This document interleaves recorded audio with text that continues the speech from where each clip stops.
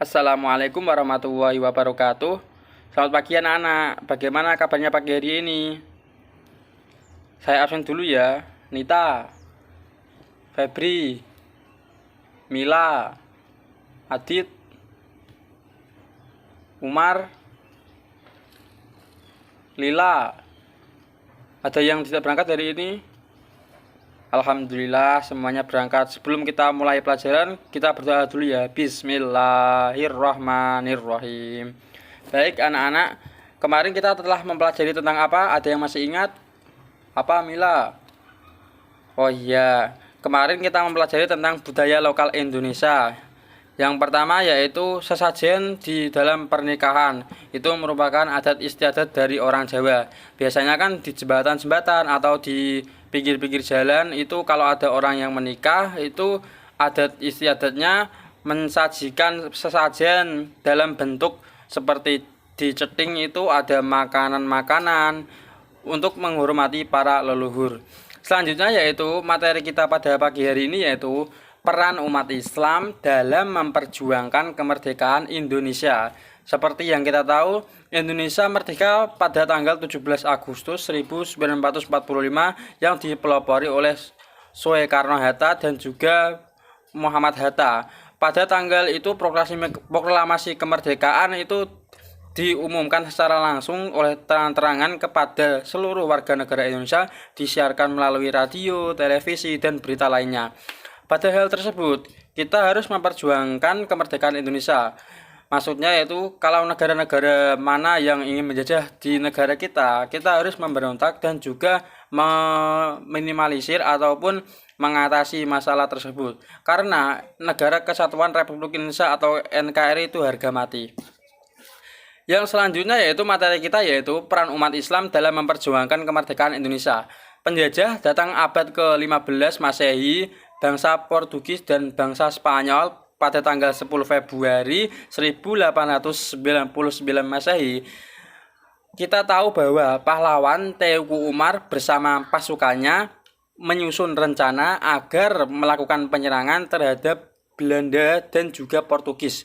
Dan pada tanggal itulah, tanggal 11 Februari 1889 Masehi, pasukan Belanda menyerang dengan tembakan yang sangat pesat, sehingga tembakan itu mengenai Teuku Umar dan juga pasukannya.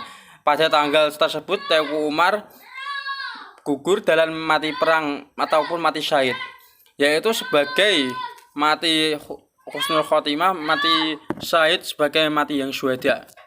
Yang selanjutnya yaitu perjuangan umat Islam masa kebangkitan nasional.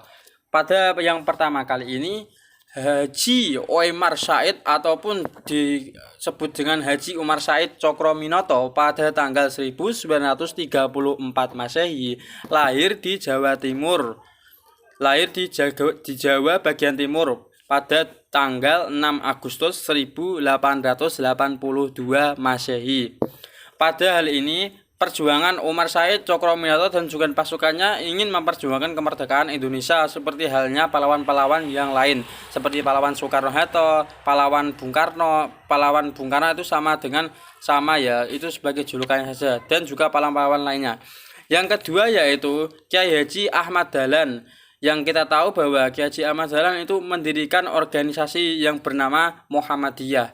Kan Indonesia itu dipecah belah organisasi. Yang pertama yaitu Muhammadiyah, Syiah, Wahabiyah, Nahdlatul Ulama, dan lain sebagainya. Kiai Haji Ahmad Dahlan merupakan pendiri dari organisasi Muhammadiyah.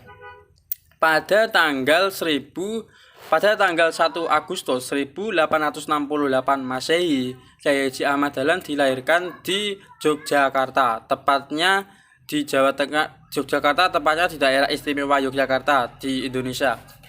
Yang kedua yaitu Kiai Haji Hasyim Asy'ari.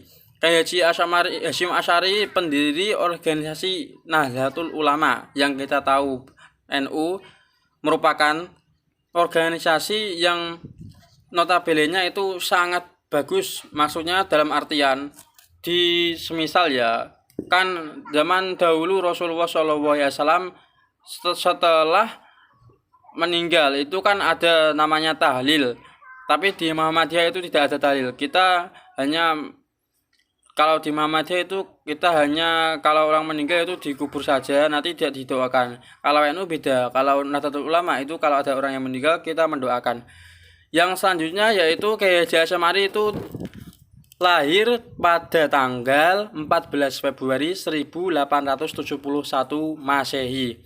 Pada hal ini dia merupakan pendiri organisasi Nahdlatul Ulama yang kita kenal sebagai NU.